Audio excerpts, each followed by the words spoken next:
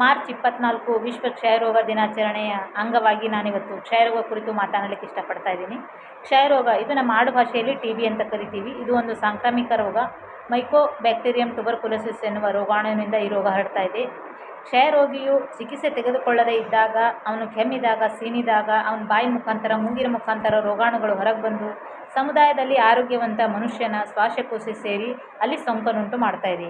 ಕ್ಷಯರೋಗದಲ್ಲಿ 2 ವಿಧಗಳು, ಒಂದು ಶ್ವಾಸಕೋಶದ ಕ್ಷಯ, ಇನ್ನೊಂದು ಶ್ವಾಸಕೋಶೇತರ ಕ್ಷಯ. ಶ್ವಾಸಕೋಶದ ಕ್ಷಯ ಎಲ್ಲರಿಗೂ ಒಬ್ಬರಿಂದ ಒಬ್ಬರಿಗೆ ಹರಡ್ತಾ ಇದೆ.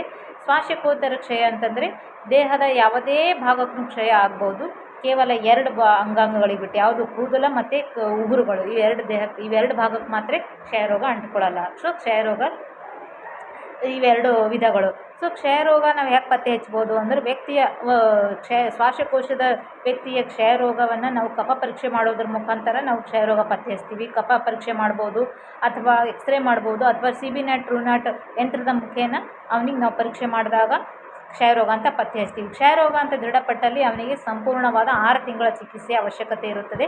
ಸೊ 6 ತಿಂಗಳ ಚಿಕಿತ್ಸೆಯನ್ನು ಸಂಪೂರ್ಣವಾಗಿ ಉಚಿತವಾಗಿ ಕೊಡಲತ್ತೆ. ಅದರ ಜೊತೆಯೇ ಅವನಿಗೆ ಪೌಷ್ಟಿಕಾಂಶದ ಅವಶ್ಯಕತೆ ಇರೋದರಿಂದ ಅವನಿಗೆ ಪೌಷ್ಟಿಕಾಂಶ ಸೇವನೆ ಮಾಡಲಿ ಅಂಥೇಳಿ ಪ್ರತಿ ತಿಂಗಳು 6 ತಿಂಗಳವರೆಗೂ 1,000 ರೂಪಾಯಿ ಅವನಿಗೆ ಪೌಷ್ಟಿಕಾಂಶ ಸೇವನೆಗೋಸ್ಕರ ಸಹಾಯಧನವನ್ನಾಗಿ ಕೊಡಲಾಗುತ್ತದೆ.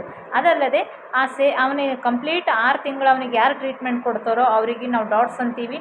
ಅವರು ಶಾರ್ಟ್ ಕೋರ್ಸ್ ಟ್ರೀಟ್ಮೆಂಟ್ ಕೊಡೋದ್ರಿಂದ ಅವರಿಗೂ ಕೂಡ 5 ತಿಂಗಳು ಮುಗಿದ ಮೇಲೆ ಅವರಿಗೆ 6 ತಿಂಗಳು ಮುಗಿದ ಮೇಲೆ ಅವರಿಗೆ 500 ರೂಪಾಯಿ ನಾವು ಸಹಾಯಧನವನ್ನಾಗಿ ಕೂಡ ಕೊಡ್ತೀವಿ.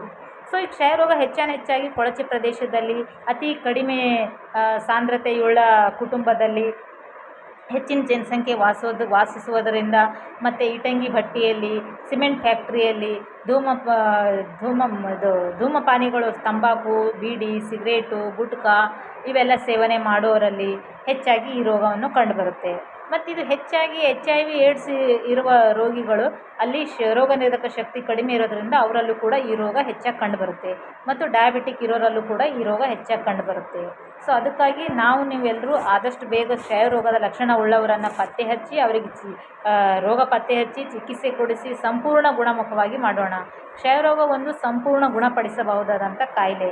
ಸೊ ಇದಕ್ಕೆ ಈ ರೋಗ ಬರಬಾರ್ದು ಅಂದರೆ ನಾವು ಸಮುದಾಯದಲ್ಲಿ ಈ ರೋಗದ ಕುರಿತು ಜಾಗೃತಿ ಮೂಡಿಸೋಣ.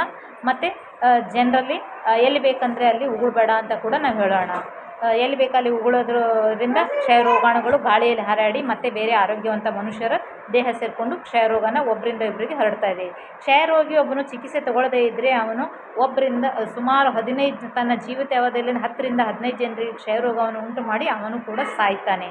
ಸೊ ಹಾಗಾಗೋದು ಬೇಡ ಅಂದರೆ ನಾವು ಹೆಚ್ಚು ಜನರಲ್ಲಿ ಈ ರೋಗದ ಬಗ್ಗೆ ಮಾಹಿತಿ ಜಾಗೃತಿ ಮೂಡಿಸೋಣ.